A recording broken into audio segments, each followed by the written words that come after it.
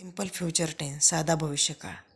The simple future tense is proved by putting shall or will before the subject and the first form of the verb. कर्त्यापुढे शाल किंवा will व त्यापुढे क्रियापदाचे पहिले रूप first form ठेवल्याने साधा भविष्यकाळ सिद्ध होतो. Take shall after we and I and will after the rest. जसं की आय आणि वी किंवा वी अँड आयच्या पुढं शाल आणि बाकी जे आहेत जसं की you, they, she, he, it यांच्या पुढे विल ठेवायचा. लाईक जसे आय शॅल प्ले क्रिकेट, मी क्रिकेट खेळेन. Next yes no questions. Yes no questions should be taken at the beginning of the shall or will. Like, shall I play cricket? Will he play football? Yes no questions बनवताना shall आणि will वाक्याच्या आरंभी घ्यावं. जसे की इथं सांगितलेलं आहे, जसे की shall I play cricket? Will he play football?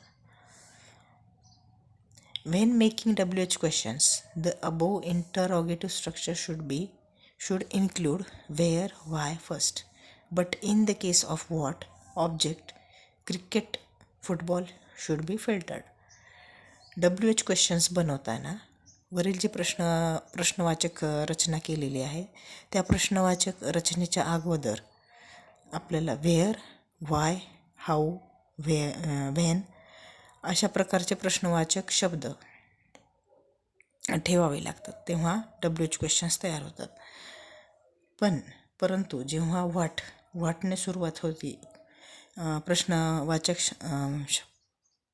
प्रश्नवाचक रचनेची जेव्हा वाटण्यास सुरुवात होते तेव्हा ऑब्जेक्ट म्हणजेच कर्म. कोणतं कर्म इथे ऑब्जेक्ट? क्रिकेट आणि फुटबॉल हे काय आहेत? ऑब्जेक्ट्स आहेत. कर्म हे गाळावे लागते. व्हॉटने जेव्हा कोणतीही प्रश्नांची सुरुवात होते तेव्हा त्यातलं कर्म हे आपल्याला गाळावं लागतं. एक्झाम्पल्स आहेत इथं.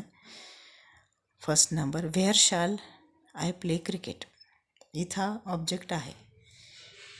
व्हाय विल ही प्ले फुटबॉल. इथं पण ऑब्जेक्ट आहे. But in third sentence what will he play. व्हॉटनं सुरुवात झालेली आहे सेंटेन्सची, म्हणून या ठिकाणी फुटबॉल किंवा क्रिकेट येणार नाही. इथं गाळलेलं आहे.